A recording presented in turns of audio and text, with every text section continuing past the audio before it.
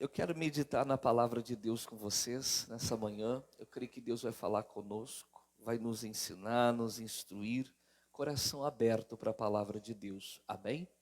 Vamos abrir as nossas Bíblias no Evangelho de João, no capítulo 13.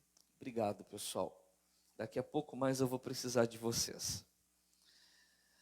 Evangelho de João, capítulo 13. Abra aí a sua Bíblia.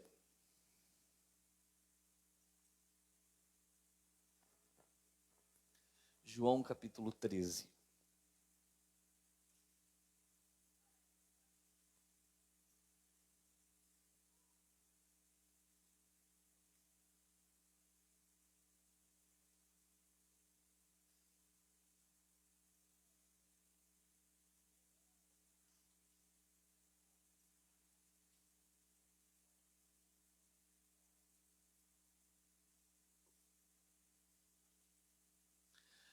Irmãos, todos nós sabemos do momento em que o Senhor Jesus ele é preso e ele é levado para ser crucificado. Amém? Ele é preso na quinta-feira à noite e no outro dia, na sexta-feira, ele é crucificado. E um dia antes, irmãos, podemos dizer na quarta-feira à noite, Jesus ele começa a dar uma série de ensinamentos que começam aqui no capítulo 13 de João e termina no final do capítulo 16. Então são 2 dias, na verdade é praticamente um dia de 24 horas, entre o momento em que ele começa a ensinar e o momento em que ele é preso, após a Santa Ceia. Amém? O texto aqui vai falar de 2 ceias. Uma na quarta-feira, que seria a janta da noite para nós hoje, né? Amém? E no outro dia era a Santa Ceia, aquele momento especial que Jesus teve com os 12 no cenáculo. Naquele momento em que Judas pega o pão e molha no suco de uva de Jesus e come, e dali ele sai para trair a Jesus. Então o que eu vou relatar aqui para vocês é da quarta-feira à noite, amém? 2 dias antes da crucificação, amém? Jesus ele vai dar uma série de ensinamentos, e nós temos que aprender todos eles. Bom, o versículo 1, ele diz assim, ó: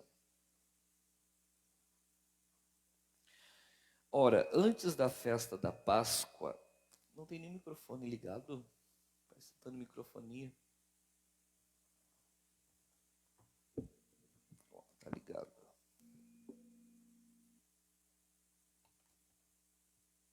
Pronto. Ora, antes da festa da Páscoa, sabendo que já era chegada a sua hora de passar deste mundo para o Pai, como havia amado os seus que estavam no mundo, amou-os até o fim.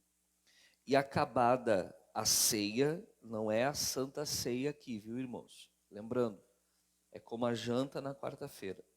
E acabada a ceia, tendo já o diabo posto no coração de Judas Iscariotes, filho de Simão, que o traísse, Jesus, sabendo que o Pai tinha depositado nas suas mãos todas as coisas, e que havia saído de Deus e que ia para Deus, levantou-se da ceia, tirou as vestes e, tomando uma toalha, cingiu-se. Depois pôs água numa bacia e começou a lavar os pés aos discípulos e a enxugar-lhes com a toalha com que estava cingido. Aproximou-se, pois, de Simão Pedro, que lhe disse: Senhor, tu lavas-me os pés a mim? Respondeu Jesus e disse-lhe: O que eu faço, não o sabes tu agora, mas tu o saberás depois. Disse-lhe Pedro: Nunca me lavarás os pés. Respondeu-lhe Jesus: Se eu te não lavar, não tens o quê? Parte comigo. Disse-lhe Simão Pedro: Senhor, não só os pés, mas também o quê? As mãos e a cabeça. Disse-lhe Jesus: aquele que está lavado não necessita de lavar senão os pés, pois no mais todo está limpo. Ora, vós estáis limpos, mas não todos, porque bem sabia ele que quem o havia de trair. Por isso disse: nem todos estáis o quê? Limpos. Você conhece essa passagem? Até quem nunca frequentou uma igreja já ouviu falar do lava-pés, né? Que é aquele momento em que Jesus ele passa a lavar os pés dos discípulos. Amém? Muitas vezes, irmãos, muitas vezes nós vemos pregações acerca desse assunto aqui, mas uma pregação no sentido de ensinar sobre a humildade. É ou não é verdade? A humildade que o Senhor Jesus ele teve de lavar os pés dos discípulos. Tanto que o Pedro, quando vê Jesus fazer aquilo, ele se recusa a permitir que Jesus o quê? Lave os pés dele. Porque para Pedro, irmãos, Jesus não era servo, era o quê? Era Senhor. Não, tu me lava os pés. E Jesus disse: se eu não te lavar os pés, o quê? Você não tem parte comigo. Só que o ensinamento aqui, irmãos, vai muito além de um ato de humildade. Muito além. Tem algo muito, muito sério aqui. Quando ele diz assim, ó, no versículo 7. Respondeu-lhe Jesus e disse-lhe: o que eu faço, não o sabes tu agora. Nós temos que entender quando é esse agora. E aí ele diz assim, ó, mas tu o saberás depois. E nós temos que entender o que é esse depois. Quando nós começamos a entender o que é o agora que Jesus está se referindo, e o depois, as coisas começam a se tornar mais claras. Existe um milagre, irmãos, que é o maior de todos os milagres que Deus faz na vida de uma pessoa. Nenhum milagre é maior do que esse. E esse milagre, irmãos, ele não existia na velha aliança, no Antigo Testamento. É um milagre que só passou a existir depois da morte de Cristo na cruz e da sua ressurreição. Amém? Que milagre é esse? É o novo nascimento. Jesus havia dito para Nicodemos no capítulo 3, que quem não nascesse da água e do Espírito, ou seja, da palavra de Deus, água, e do Espírito, natureza divina, não entraria no reino dos céus. Depois ele vai e repete: quem não nascer de novo, não vai ver o reino dos céus. Todos nós um dia nascemos das nossas mães, da nossa mãe, sim ou não? Nós só temos uma, né, gente? Nossas não cabe. Nascemos da nossa mãe. Ali nós tivemos o nosso nascimento natural. Mas toda pessoa durante a vida, se ela quer ir para os céus, ela quer entrar no reino dos céus, ela terá que nascer de novo. Ela terá que nascer da água e do quê? Do Espírito. O que é nascer da água? É quando a pregação do Evangelho chega até você. Jesus, ao ressuscitar, irmãos, quando passa a valer o novo nascimento, após a ressurreição, ele manda que o Evangelho seja pregado no mundo todo a toda criatura. Toda pessoa tem que ouvir a pregação do Evangelho. E a pregação do Evangelho consiste basicamente em quê? Em mostrar para mim e para você que nós somos pecadores, estamos condenados e merecemos o inferno. Basicamente começa assim.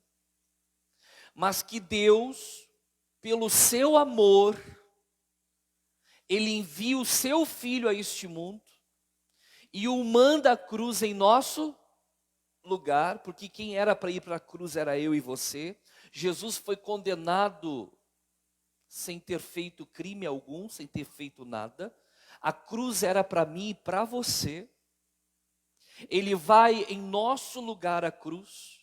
A palavra de Deus fala que Ele toma sobre si os nossos pecados, Ele toma sobre si as consequências dos nossos pecados, o castigo. Ele é ferido, Ele é moído pelas nossas transgressões, pelas nossas iniquidades. Amém? E ali diz assim, ó, e o castigo que nos traz o quê? A paz estava sobre ele. O castigo se refere, irmãos, a tudo que Cristo sofreu naquela cruz. Desde o momento em que ele está no Getsêmani, e ele diz para os discípulos, ele ainda não está preso, mas ele está no Getsêmani, e ele diz aos discípulos, a minha alma está angustiada até a morte. E ele começa a suar gotas de quê? Havia uma agonia tão enorme dentro de Cristo, irmãos, tão grande, a angústia era tão grande que ele sentia como a morte nele, ele que é a vida. Sabe por quê, irmãos? Quem aqui já sentiu angústia? Tem gente que nunca sentiu, nossa, vamos chamar o médico, ver se esse coração está batendo.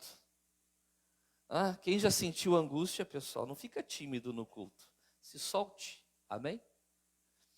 Irmãos, todos nós já sentimos angústia, mas tem sentimentos piores que a angústia. Tem a ansiedade, tem a depressão. Imagine, irmãos, pegar a angústia de todos os seres humanos em toda a história da humanidade, que já nasceram, morreram, que estão vivos hoje e que ainda virão a nascer, e colocar dentro de uma só pessoa. Às vezes nós não aguentamos a nossa própria. Alguns até querem o quê quando estão numa depressão profunda? Querem a morte, para aliviar o vazio e a dor que sentem. É ou não é? Agora imagine pegar de todos os seres humanos e colocar em uma pessoa só. A agonia era tão grande que o suor de Cristo se tornou em grandes gotas de quê? E ali começou a agonia. E ele foi preso, e ele foi açoitado, mais de 300 açoites, ele teve feridas pelo corpo todo, ele foi escarnecido, até que ele morreu naquela cruz. Irmãos, o que ele estava fazendo era tomar o meu e o seu lugar. A pregação do evangelho é essa, era você que merecia estar sofrendo tudo isso. Está dando para entender?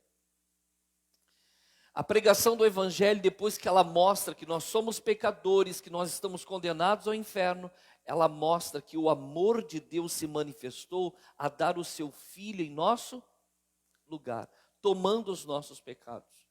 Para que então, ao nos darmos conta disso, Ele nos oferecesse o remédio, a solução para a nossa vida, que é qual? O arrependimento. Que é quando nós nos damos conta da nossa condição e nós nos arrependemos, irmãos, e nos convertemos a quem? A Cristo. Arrependimento não é remorso. Remorso, a pessoa entende que ela está errada, ela sabe que está errada, mas ela continua fazendo o que está o quê? Errado. Isso é remorso. Arrependimento é quando há uma mudança de atitude. Então, a partir de agora, eu não vou mais viver assim. Está dando para entender? Quando a pessoa chega ao arrependimento e ela confessa a Deus a sua vida pecaminosa e ela o recebe como Senhor na sua vida, acontece na vida dela o novo nascimento. Porque através da água, a pregação da palavra, ela se arrependeu e creu, e agora vem o Espírito de Deus e regenera essa pessoa, tornando o espírito dela uma nova criatura. Isso é o novo nascimento. Essa pessoa, irmãos, é como se ela nunca na vida tivesse cometido o quê? Um pecado. Porque a palavra de Deus mostra que essa fé manifestada na obra de Cristo a justifica. E o que é a justificação? É declarar alguém inocente, justo. Não há mais condenação para aqueles que estão em quem? Em Cristo. Diga graças a Deus. Isso é o novo nascimento. Por isso, só vai entrar no reino dos céus quem passar por isso. Não basta acreditar que Deus existe. Não basta crer que Ele é um ser superior e poderoso. Tem que haver o arrependimento e o assumi-lo na sua vida como Senhor. Amém? Quando Jesus ele diz assim, ó, não entenderás agora. O agora para Jesus, a quarta-feira, era antes da cruz. Antes da cruz havia o novo nascimento? Não. Eles, então, não iriam entender o que Jesus estava colocando ali. Mas aí Jesus diz assim, ó, mas entenderás depois da cruz e da ressurreição. Quando houvesse já o novo nascimento, aí eles iriam entender o que Jesus queria ensinar a eles através de lavar o quê? Os pés. Diga graças a Deus. Vamos ler mais? O versículo 8, Jesus diz assim, Pedro diz, né? Disse-lhe Pedro, nunca me lavarás o quê? Respondeu-lhe Jesus, se eu não te lavar, não tens o quê? A palavra parte se refere a ter aliança, compromisso. Numa aliança, irmãos, é você comprometido com Deus e Deus comprometido com quem? Com você. É uma aliança, é um pacto. Num pacto, há duas pessoas ou duas partes que se comprometem. Jesus está dizendo o quê? Se eu não te lavar os pés, você não tem o quê? Não tem parte comigo. Pastor, o que significa lavar os pés? É isso que nós temos que entender. Se o novo nascimento, irmãos, ele nos purifica por completo, o que vem a ser esse lavar os pés? Vamos entender assim. Eu me lembro quando eu era criança, e talvez vocês lembrem disso, e talvez até tenha alguns que ainda façam isso. Eu lembro que quando eu ia tirar um tempo na casa da minha avó, a gente se divertia, jogava bola até escurecer. Aí ela chamava a gente para tomar o quê? Banho. A gente ia, tomava banho, e quando a gente toma banho, a gente fica como? Limpo. Ficamos completamente limpos. Certo? Mas imagina o verão. Naquela época, irmãos, a gente ficava acordado até 11 e meia da noite. Porque era muito o quê? Quente, ter ar-condicionado era só para rico, pessoal. Era aquele ventilador Arno das aletas azuis, amém? Em o quê? Antigão. E quem tinha, né? Irmãos, e o que acontecia? Depois que a gente tomava o banho, vinha a janta, enquanto isso a gente ficava caminhando para lá e para cá. A maioria das ruas era de chão o quê? Batido, o pátio da casa era assim também. E o que acabava sujando? E o que os antigos tinham costume de fazer depois de tomar banho e antes de dormir? Lavar os pés. Por que eles só lavavam os pés? Porque era a única parte do corpo que estava o quê? Suja. O resto estava limpo. Só que depois que eles tomavam banho, e nós tomávamos banho, e continuávamos ali acordados, seja jantando, assistindo TV, irmãos, o nosso pé... Quantos anos o senhor acha que eu tenho? Puxa vida, e agora? Ô, senhor Hernandes. Tinha TV, eu sou do tempo da Xuxa. Do Fofão, do Topogígio. Agora eu me entreguei, né? Coisa braba, gente. Tinha TV sim, tinha as novelas, na época a gente assistia novela, né? Hoje a gente não assiste mais. voltando aqui. Aí o que acontecia? A gente ia fazendo essas coisas, e às vezes aparecia a gurizada, convidava para ir para a esquina. Naquela época a gente ia para a esquina, não para fumar maconha, né, gente? Era para quê? Conversar, bater papo. Hoje em dia você vê um bolinho na esquina, já fica meio... Tem até medo de passar perto, né? Antigamente não. Era uma paz, pessoal, era uma coisa boa, a gente ficava até tarde da noite. Coisa boa. Eu tive infância, graças a Deus. E quando a avó chamava, antes de deitar tinha que o quê? Irmãos, quando nós nos convertemos a Cristo de verdade, nascemos de novo, todo o nosso ser é lavado dos pecados. Só que todos os dias nós continuamos tendo contato com este mundo.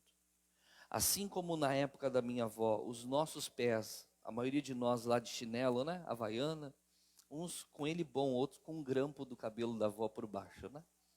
Ou um prego.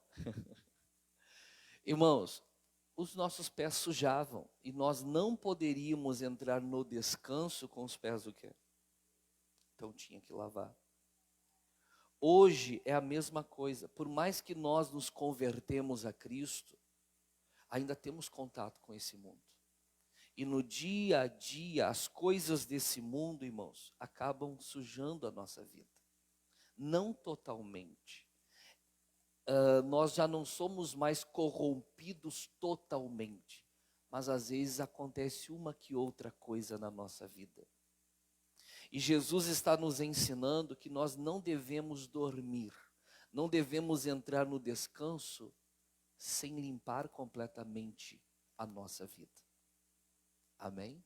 Não devemos ir dormir, literalmente, sem entrar na presença de Cristo e pedir que Ele o quê? Lave o quê? Os nossos pés. É aquele momento que nós temos que ter antes de dormir, irmãos, em que nós falamos com Deus, em que nós entramos na presença dEle, em que nós fazemos uma avaliação do nosso dia e vamos ver se não sujamos o nosso pé com alguma irritação com alguém, uma ira, uma raiva, às vezes uma mágoa. Às vezes falamos coisas que não devíamos, falamos mal de alguém. E nós temos que limpar a nossa vida, irmãos. Antes de dormir, o Senhor Jesus sempre está esperando a mim e a você com uma toalha e uma bacia. Para que na oração nós sejamos completamente o quê? Limpos. Jesus sabe que por mais que nós tenhamos nos convertido, ainda estamos em contato com o quê?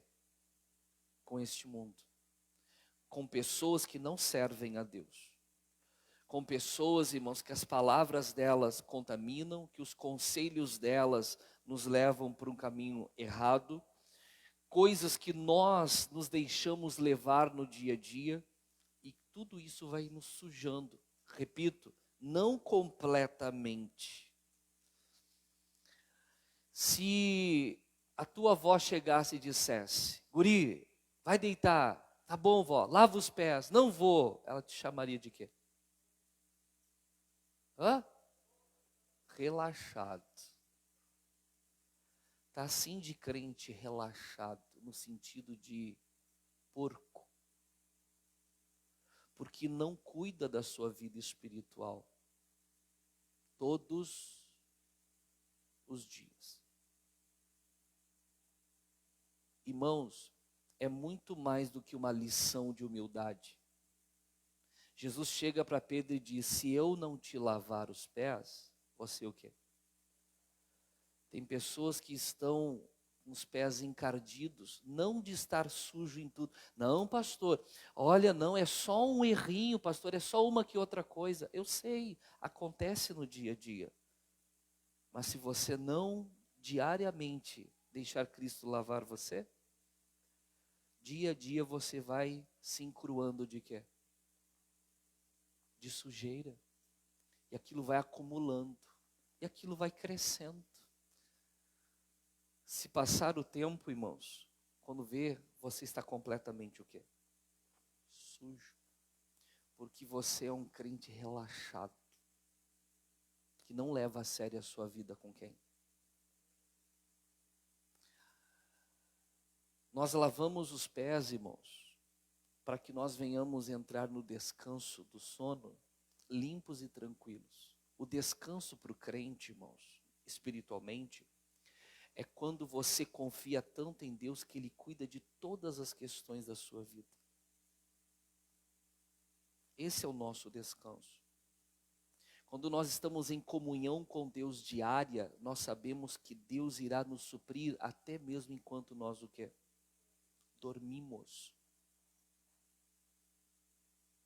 A palavra de Deus diz que Deus dá aos seus amados o pão, o recurso, enquanto eles o quê? Você está dormindo, mas Deus está trabalhando. Nós só entramos numa comunhão com Deus, onde nós temos uma confiança plena, em que Ele vai nos suprir em todos os sentidos, quando não somente a parte maior do nosso corpo está limpa, mas quando todo o nosso corpo está limpo. Repito, todos os dias, Cristo está esperando a mim e a você, com uma toalha e uma bacia onde? Na mão. E Ele diz, se eu não te lavar os pés, você não tem parte comigo. Pergunta para a pessoa do lado, hoje você está tendo parte com Cristo? Agora diz para ela assim, ó, tudo depende de ontem à noite.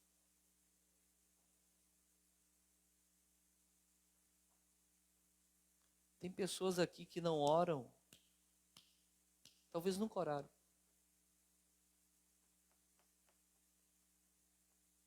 Desculpe, você pode crer na existência de Deus, mas aliança com Ele você não tem. Você pode ser uma pessoa boa, humanamente falando, mas aos olhos de Deus você não é. Mas pastor, eu sou uma pessoa boa para todos. Eu pergunto, irmãos, amar o próximo como a si mesmo é o primeiro ou é o segundo mandamento?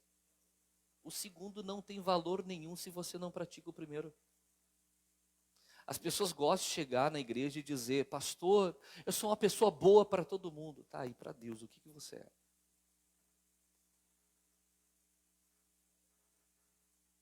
A Bíblia diz assim, ó, Jesus ele diz, amarás, pois, o Senhor teu Deus de todo o teu coração, de toda a tua alma, com toda a tua força e de todo o teu coração, vírgula, e conjunção, o próximo como a ti mesmo.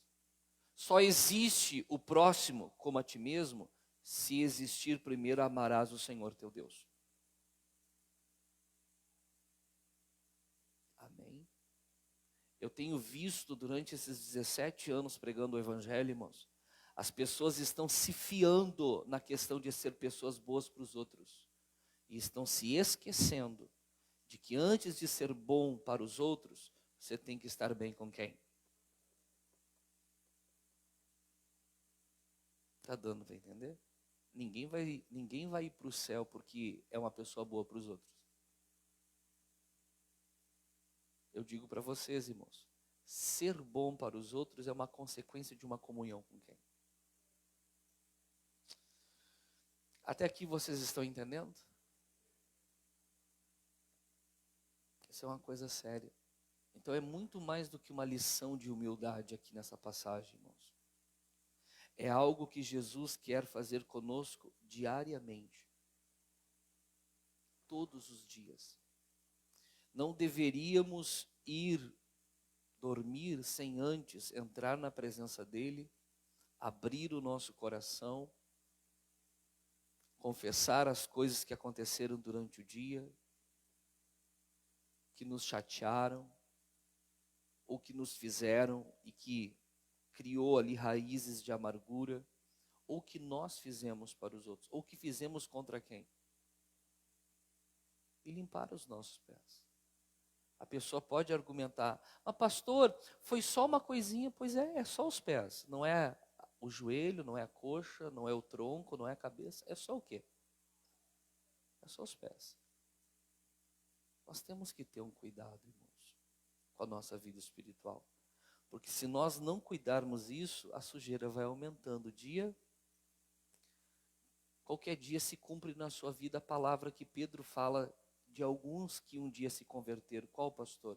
E a porca, depois de lavada, voltou para a lama. A porca que Pedro usa não é o pastor Anderson que está usando, tá, gente? Está escrito aonde? A palavra. Não estou chamando ninguém de porco, tá? A porca, depois de lavada, volta à lama. O que quer dizer isso? A pessoa, depois de ter sido limpa por Deus, ela vai se tornando tão desleixada na vida espiritual que ela volta a ter o instinto de porco. Ela volta para a lama do pecado. Pouco a pouco. Então tenha consciência a partir de hoje de que todos os dias o Senhor Jesus espera a mim e a você com a bacia cheia de água e com uma toalha nas mãos, querendo lavar o quê? Os nossos pés. Amém? Então ele diz aqui no versículo 8: Disse-lhe Pedro: Nunca me lavarás os pés. Respondeu-lhe Jesus: Se eu não te lavar, não tens o quê? Parte comigo. Aí o Pedro, que era meio exagerado, né, gente? Versículo 9. Disse-lhe Simão Pedro: Senhor, não só os pés, mas também as mãos e o quê? Então lava tudo de uma vez. Né? Aí Jesus ele responde no 10. Disse-lhe Jesus: Aquele que está lavado não necessita de lavar senão o quê? Pois no mais está todo o quê? O que quer dizer isso? No momento, irmãos, da conversão, vou dar um exemplo.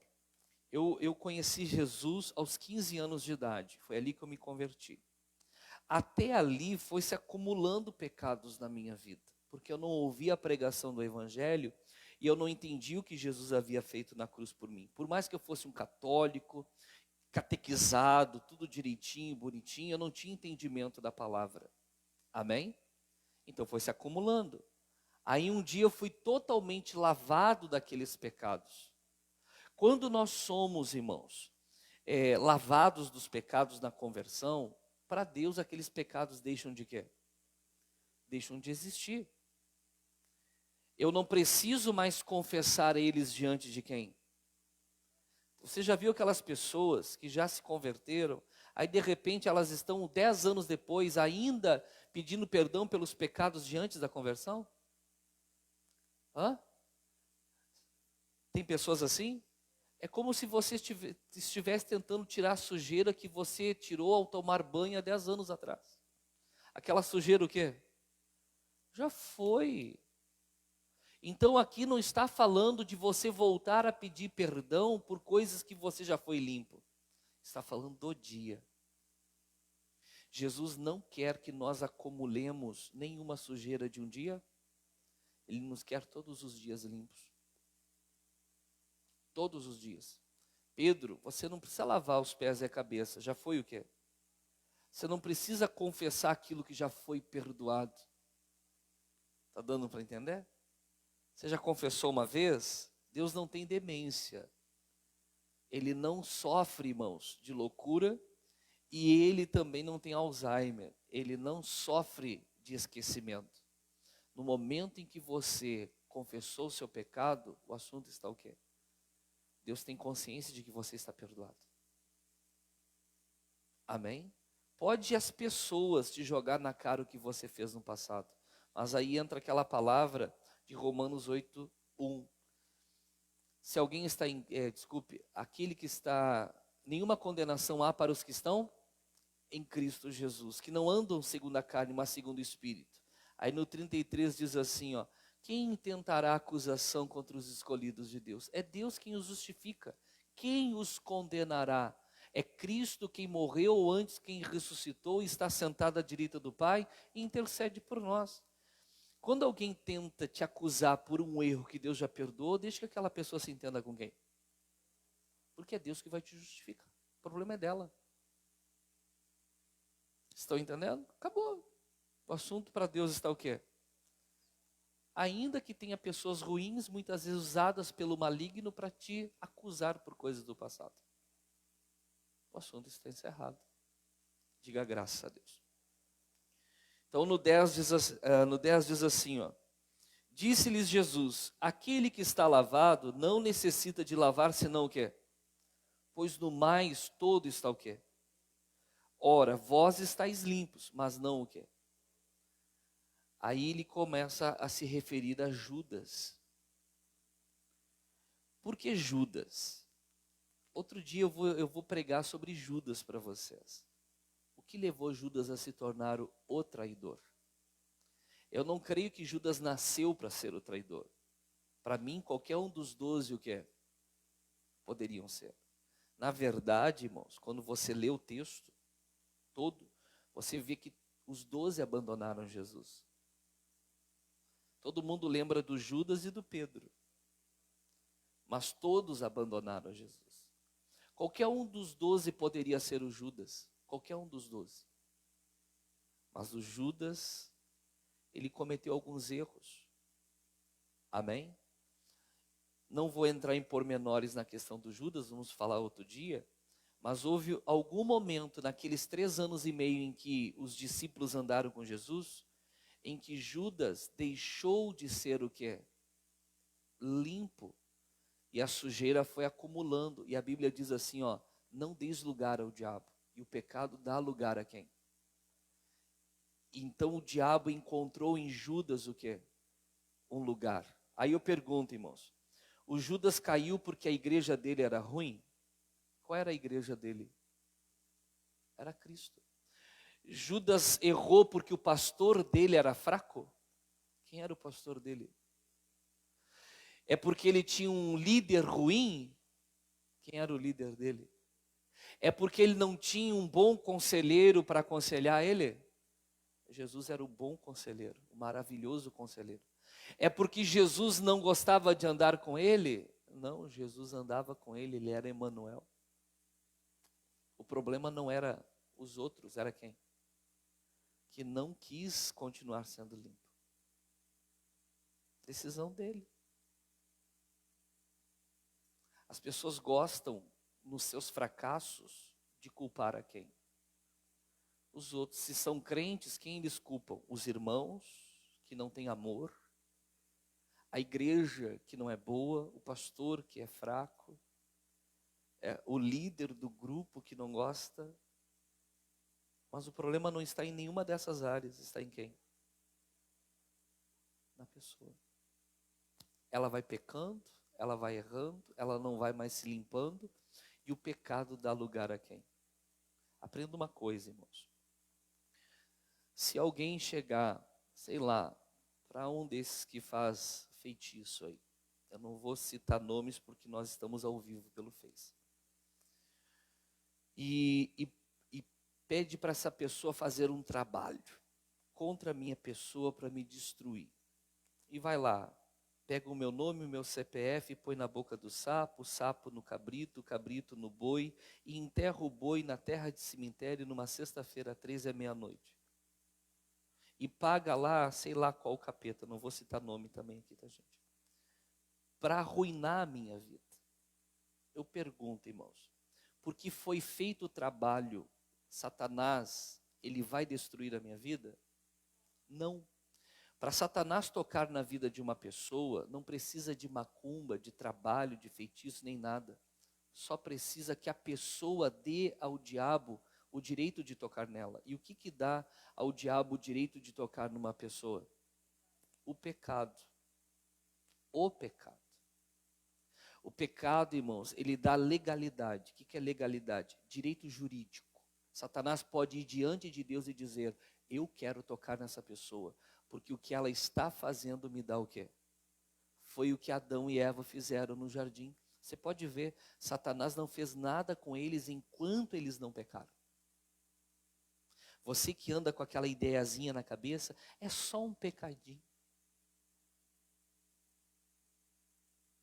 Irmãos, nós temos que estar limpos. Nós precisamos estar limpos. Senão nós não teremos o que com Jesus? Parte. O que é ter parte com Ele? Aliança. Diga para a pessoa do lado, isso é responsabilidade sua. Sua. de mais ninguém. A minha responsabilidade como pastor é te ensinar essas coisas e abrir os teus olhos. Essa é a minha responsabilidade. Mas a decisão de como agir é de quem? É sua, é minha. Está dando para entender? Então não importa o mal que façam contra mim. Quando aquele demônio ele vem em minha direção para fazer o que ele foi pago para fazer, e ele encontra na minha vida uma vida limpa diante de Deus, ele não pode o quê? Tocar. Põe para mim na tela 1 de João capítulo 5, versículo 18, e aqui eu encerro a mensagem. Olha o que diz em 1 de João 5, 18.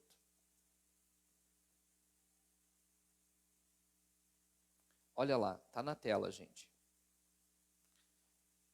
Sabemos que todo aquele que é nascido de Deus, o nascido de novo, não vive o quê? Pecando. Vamos lá. Quem não é nascido de Deus não, quem é nascido de Deus não peca?